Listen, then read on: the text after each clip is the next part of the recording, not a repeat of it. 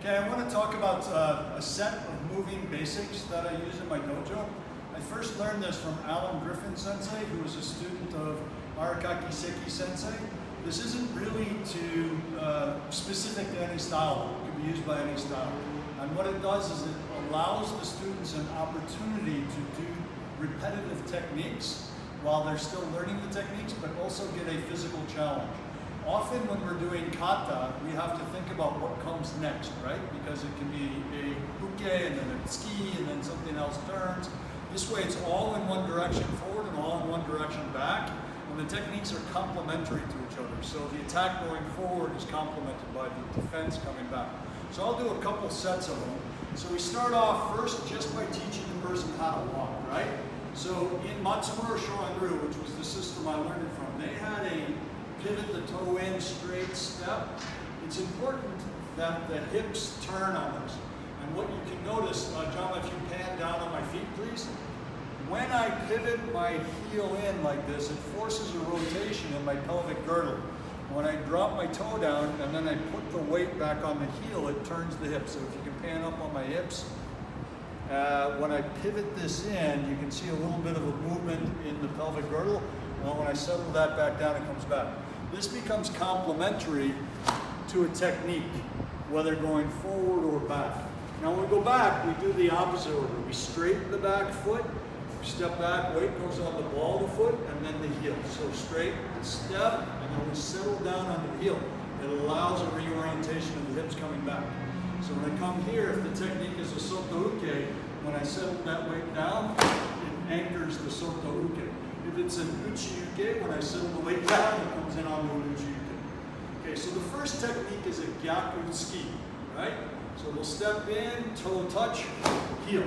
And this allows them to feel the transfer of weight as an additive function to their punching. So this is just Gyaku Tsuki. Usually we do about 10 of them. When we come back, it's going to be a Soto Uke. So straight and step, block, straight and step, cross the hands, settle the weight down, straight and step, block, straight and step, Soto Uke. From here, Somo Mama, from this position, we just step forward, Oitsuki or lunge punch, same side, okay? You can step straight, or for those that like to do circle stepping, you can do a circle step. So this is why it's not style specific. We go back, we do it with Uchi Uke, inside. This way, this way. You can practice this with the Tsuki, dragging the foot. Tsuki backwards and forwards. You always know where you're at, okay? Next, Jodan Tsuki, stepping forward, Jodan Tsuki. Again, you can do this with the Tsuki, practicing how to drag the weight with the Tsuki. When we go back, it's Age Uke. Same thing. If you want to do a Tsuki here, you practice it. You can even do a Yoriashi. You want to go side to side, okay? Simplest one, just go straight back, okay?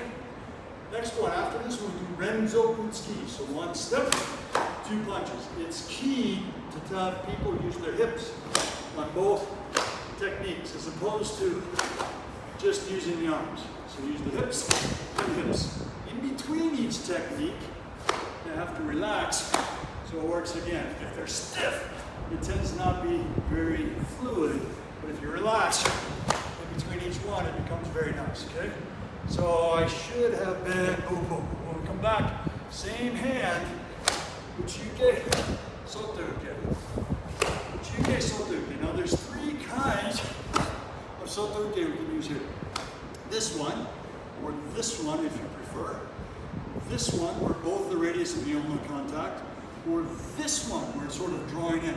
All of them are effective in this technique.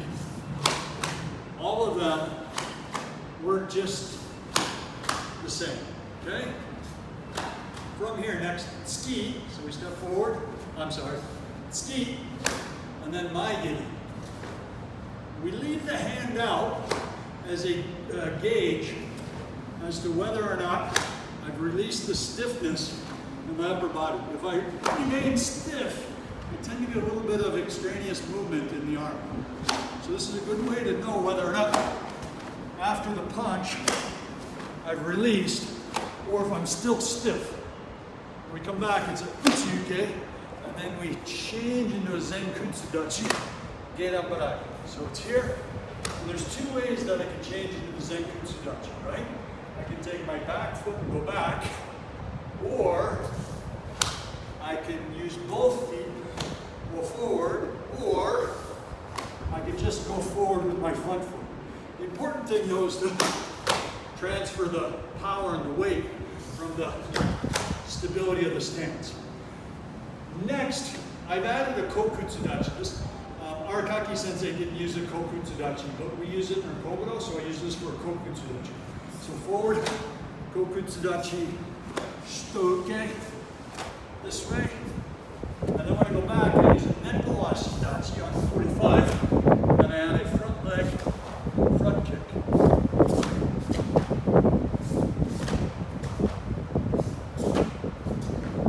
Okay, after that, if you want, you can add stepping in, side kicking. Practice the turn into the hip and releasing the turn. Same thing going back.